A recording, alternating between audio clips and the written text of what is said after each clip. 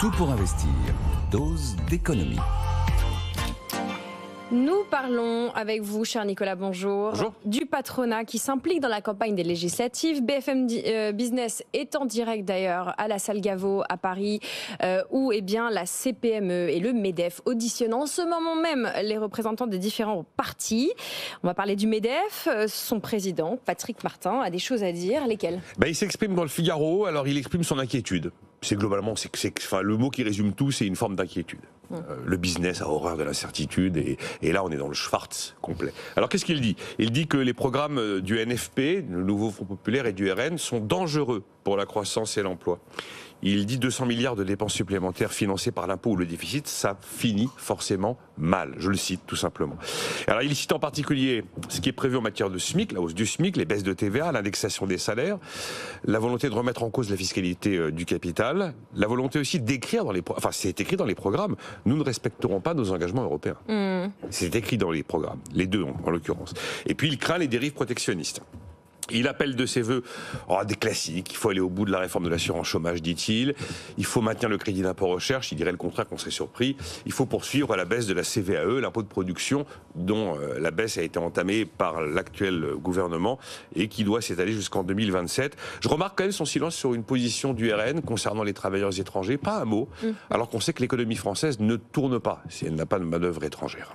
Voilà pour ce que dit Patrick Martin. Autre prise de position patronale, c'est celle de 73 chefs d'entreprise qui signent une tribune chez nos confrères des Échos. Absolument. Alors, je vous donne les principaux éléments que j'ai retenus. C'est que des choses évidentes, mais ça remet un petit peu les choses en ordre. Alors, ils craignent le repli, la fermeture, la régression, la division radicale de notre économie. Ils craignent de voir des acquis menacés. Et là, c'est un point sur lequel il faut insister.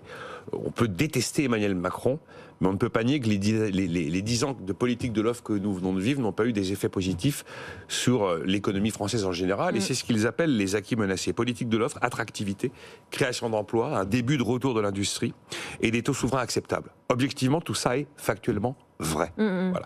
Et ils craignent un possible déclassement de la France, comme celui que la Grande-Bretagne a vécu après le Brexit. Ils insistent sur le fait que les inquiétudes, les colères, les doutes des Français, de la population, doivent absolument être entendus, absolument être respectés. Mais ils concluent que le repli, la confrontation, le désordre et le chaos n'apporteront pas la solution. Et puis il y a une autre tribune que je voulais vous citer ce matin, parce qu'elle a vraiment le mérite de remettre l'église au milieu du village. Alors elle n'est pas signée du patronat, elle est signée d'un économiste que vous connaissez bien, qui vient régulièrement dans mon émission, Xavier Jaravel. C'est dans les Échos. Halte aux promesses sans recettes crédibles. Vous allez voir que des évidences. Mais il y a des moments où les évidences, c'est pas mal de les rappeler. Donc halte aux promesses sans recettes crédibles. Notre pouvoir d'achat ne viendra pas de promesses politiques ou de la redistribution. Notre pouvoir d'achat ne viendra pas de promesses politiques, d'actes politiques ou de la redistribution. Ce qui tire le pouvoir d'achat, ce sont les gains de productivité. Ça vient donc de l'innovation et de l'éducation. La réalité est qu'il ne faut pas dépenser plus, mais économiser 100 milliards d'euros sur 5 ans, juste pour stabiliser la dette publique. Il nous faudrait, dit-il, comme aux Pays-Bas, des institutions non partisanes mais très respectées qui disciplinent les partis sur les équilibres budgétaires. Le moteur du pouvoir d'achat, c'est l'emploi et le moteur des salaires, c'est la productivité. Et le vrai moteur du pouvoir d'achat, c'est l'activité. C'est bien de le rappeler parce que on passe notre temps à dire toujours mais que peut faire le gouvernement dans tous les domaines ? Et là on se demande que proposent les candidats sur le pouvoir d'achat ? Que proposent les candidats sur les salaires ? C'est pas leur boulot en fait. Leur boulot c'est de faire que le terrain soit propice à l'activité et qu'il y ait des gains de productivité pour qu'il puisse y avoir des hausses de salaire. Xavier Jaravel, qu'on écoute régulièrement dans les Échos. Je précise, parce que nous recevons quelques messages d'auditeurs et d'auditrices, qu'il ne s'agit pas de dérouler des convictions politiques ici, mais simplement des connaissances économiques qui permettent d'analyser ces programmes. Vous avez des gens qui considèrent qu'on fait de la politique ? Écoutez, je préfère... Moi, je vous donne les positions du MEDEF, de Xavier Jaravel.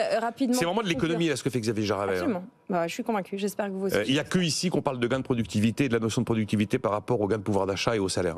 Donc, c'est pas de la politique. On le rappelle rapidement pour conclure, il y a quelques jours, c'est l'AFEP, l'Association française des entreprises privées, qui prenait position. Vous nous le rappeliez. Résumez-nous en quelques phrases. Risque d'isolement de la France, de décrochage durable de l'économie et une menace sur l'emploi à cause du protectionnisme et des fuites en avant budgétaires. Voilà, c'est tout. Alors après, il faut quand même souligner qu'ils veulent éviter les crispations et les polémiques, les différents camps patronaux. Et donc ils prennent un grand soin à ne faire aucun distinguo entre les deux blocs de gauche ou de droite, et même d'ailleurs à mettre les programmes dans le même sac. Après, parlons net, il est clair qu'entre les deux lignes rouges pour le patronat, il y en a une qui est plus rouge que l'autre. Et il est absolument évident, même s'ils ne l'assumeront pas, que les idées du nouveau front populaire sont à l'évidence, à leurs yeux, plus menaçantes pour l'activité économique.